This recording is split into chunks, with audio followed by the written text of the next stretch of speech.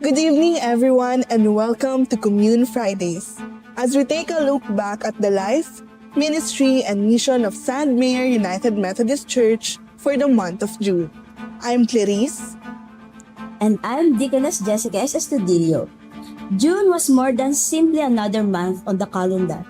It marked the beginning of a brand new conference year. A season of renewed commitment, fresh leadership, and exciting opportunities to serve God together. I'm Jasmine, and tonight we'll revisit the people, ministries, and moments that made June a meaningful start to this new chapter. From joyful reunions to heartfelt farewells, from worship to outreach, and from leadership transitions to ministry milestone, June reminded us that God continues to guide His church every step of the way. Tonight, a new conference year officially begins as St. Mayor installs its leader for conference year 2026 to 2027.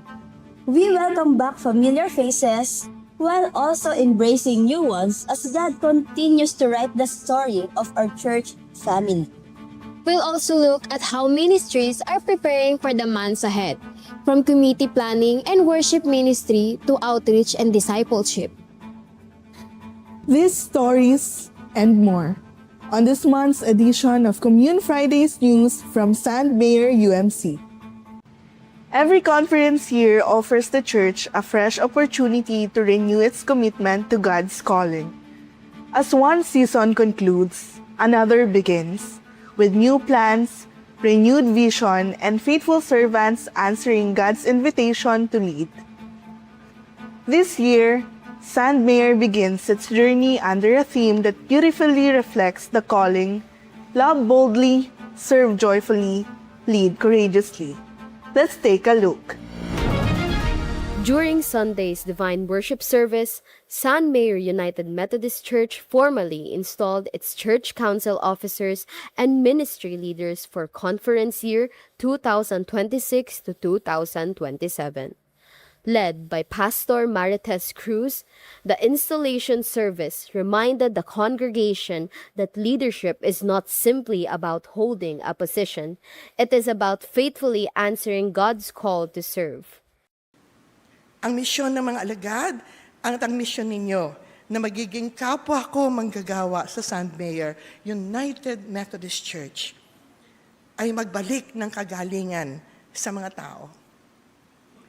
Kayo ay padadala para magpagaling ng may sakit, bumuhay ng patay, maglinis ng ketongin, at magpalayas ng masasamang espiritu. Hindi lang ito tungkol sa katawan, kundi sa paggawa sa tao na buo muli sa lipunan, sa espiritu at sa pisikal. Bilang mga kasama ko, mga manggagawa sa ubasan ng Panginoon, inaanyayahan tayong tularan sa Jesus. Hindi lamang upang ipahayag ang kaharian ng langit o kaharian ng Diyos, kundi ipamalas din ang tunay na katangian ng kaharian ng Diyos. Sa tuwing malapit ang kaharian ng Diyos o ng langit, nagaganap ang pagpapagaling at pagpapalaya. Church council members, together with the presidents of the church's various lay organizations, participated in a covenant of commitment before God and the congregation, pledging to lead with humility, faithfulness, and love. In return, the congregation affirmed its support, recognizing that ministry is a shared responsibility carried by the entire church family. Through prayer and commissioning, St. Mayor officially began another conference year united in its mission to love boldly, serve joyfully, and lead courageously.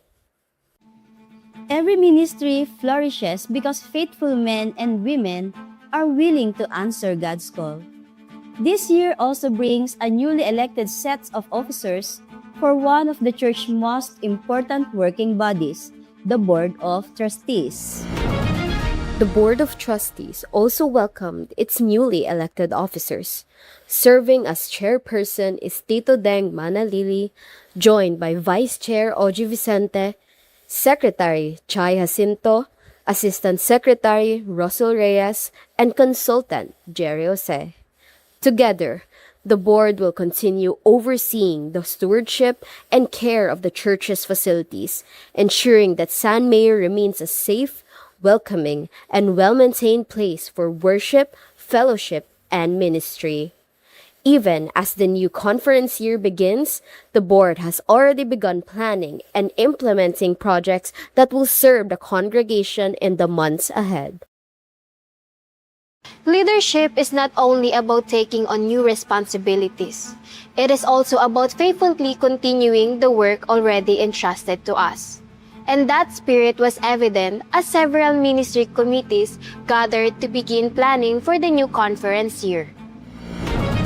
The Nurture Committee welcomed new members through an orientation led by Chair Alma de la Cruz.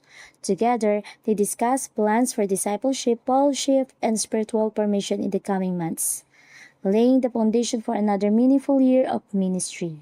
Meanwhile, the Scholarship Committee met with task scholars under the leadership of Scholarship Chair Tess Fortunato, together with the Multimedia Coordinator Jay Canlas, to begin preparation for the upcoming Scholarship Month.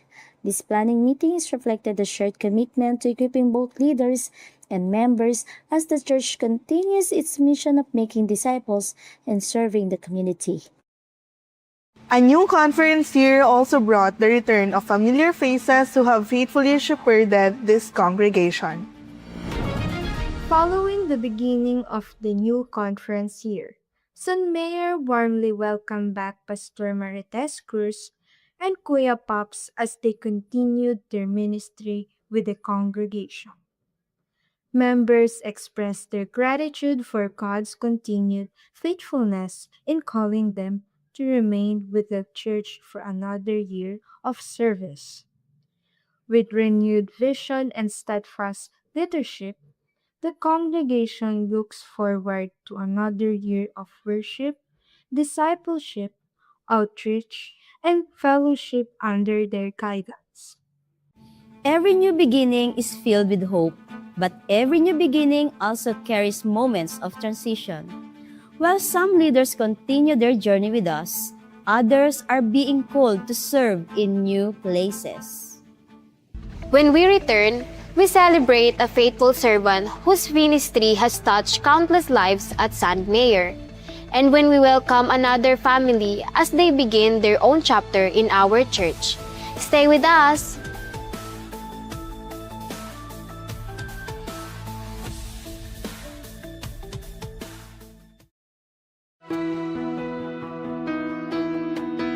Bilang United Methodist Church, tayo ay humuhubog ng mga alagad ni Kristo na pinalalakas at pinapatnubayan ng banal na Espiritu. Love boldly, serve joyfully, and lead courageously sa ating mga lokal na komunidad at sa koneksyong pandaigdig. Love boldly, buong puso nating minamahal ang Diyos, ating niyayakap at isinasama ang bawat isa kahit ano pa ang edad, bansa, lahi, kasarian at kalagayan sa buhay dahil ito ang ginawa ni Jesus. Serve joyfully, tayo ay naglalakbay kasama ang pinakabulnerable, nagbibigay ng malasakit at kalinga ng may kagalakan. Lead courageously. Matapang nating tinututulan at winawasak ang lahat ng anyo ng kasamaan, kawalang katarungan at pang-aapi. Nagsisikap para sa kapayapaan, katarungan at pagkakasundo-sundo. Ang ating misyon, ang ating rason ay hindi magbabago, to make disciples of Jesus Christ for the transformation of the world.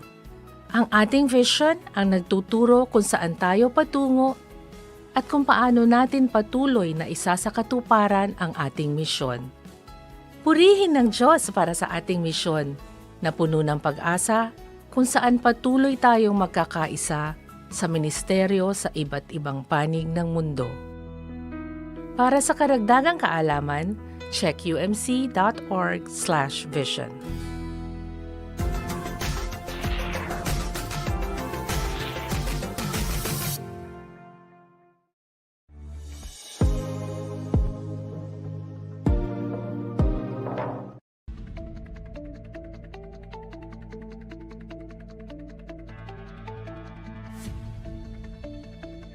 Welcome back to Commune Fridays.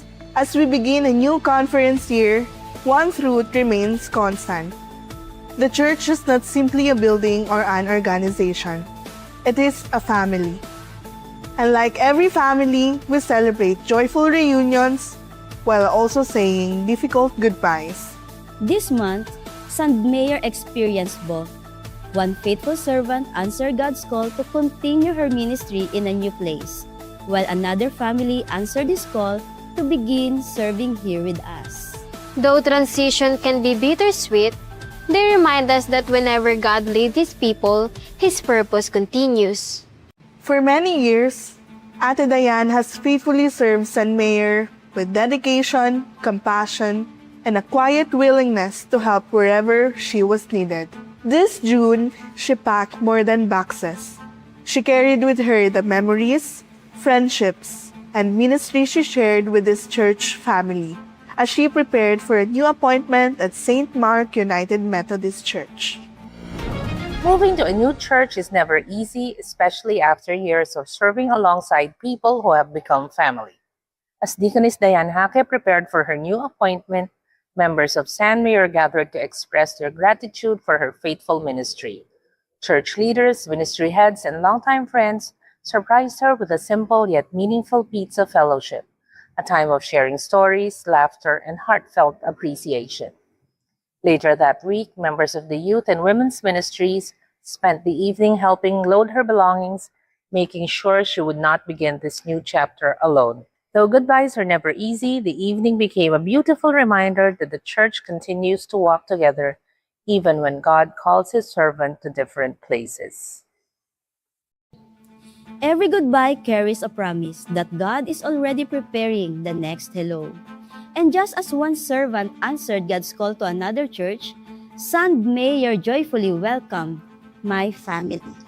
On the first Sunday of June, our congregation officially welcomed Deaconess Jessica Estudillo, together with her husband Carl and their son Adam Lucas, lovingly known as Alu.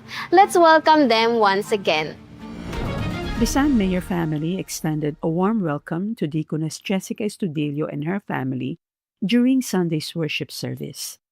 Members of the congregation presented tokens of love and appreciation as a symbol of the church's commitment to walk alongside them in ministry and fellowship.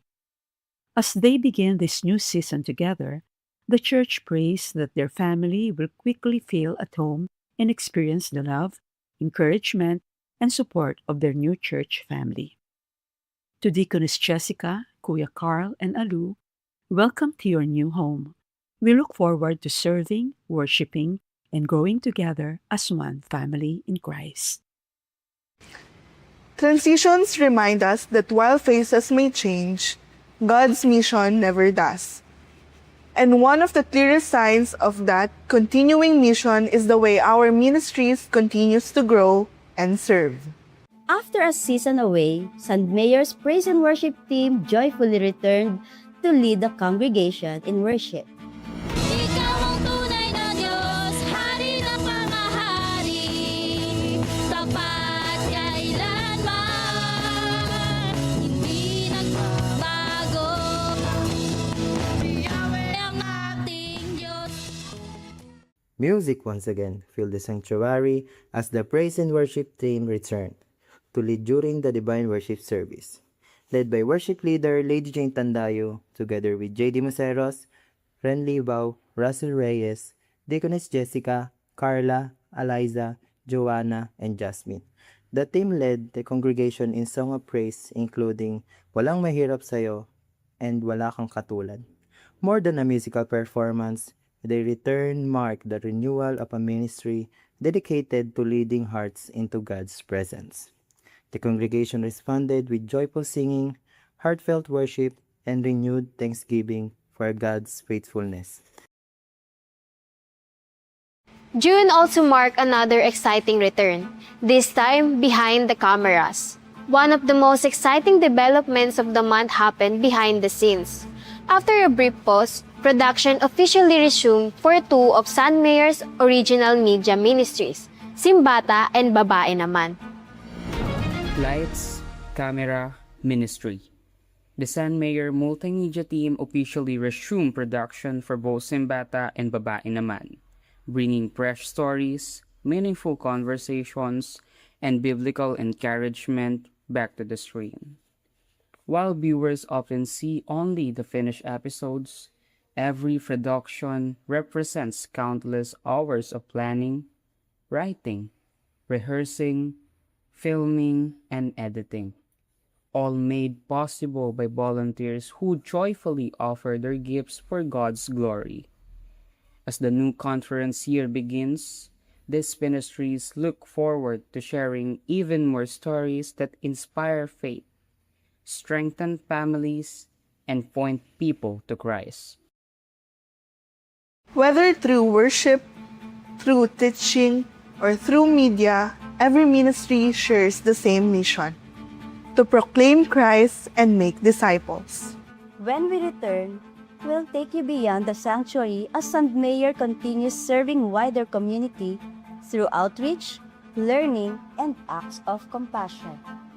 From a visual storytelling workshop to our Agahan ministry, to scholars, volunteers, and community partners, there's still much more ahead. Stay with us.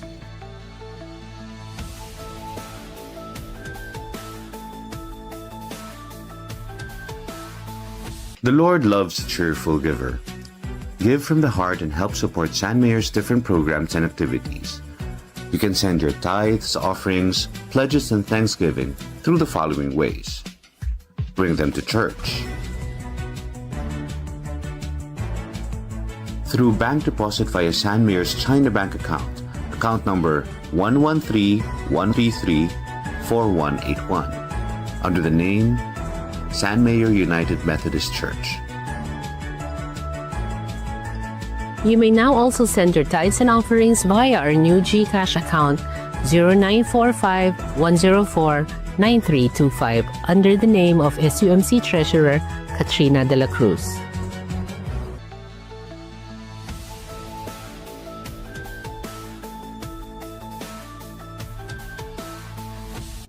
Welcome back! If the first half of June reminded us that God continues to call people into service, the second half showed us what happens when those people faithfully answer that call. Across our church family, ministries were hard at work, not only inside our sanctuary, but throughout our community.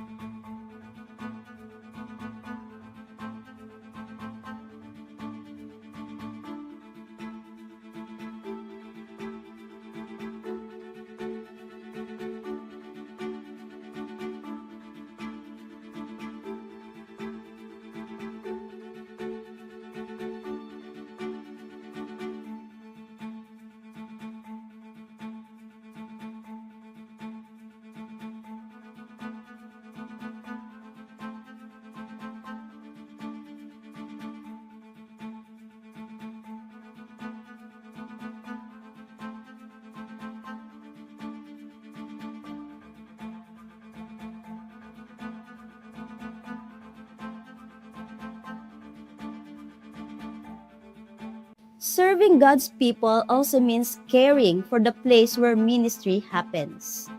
Throughout June, the Board of Trustees quietly worked behind the scenes to make St. Mayor an even safer, more welcoming home for worship and fellowship. While many ministry moments happen in front of the congregation, others happen quietly behind the scenes.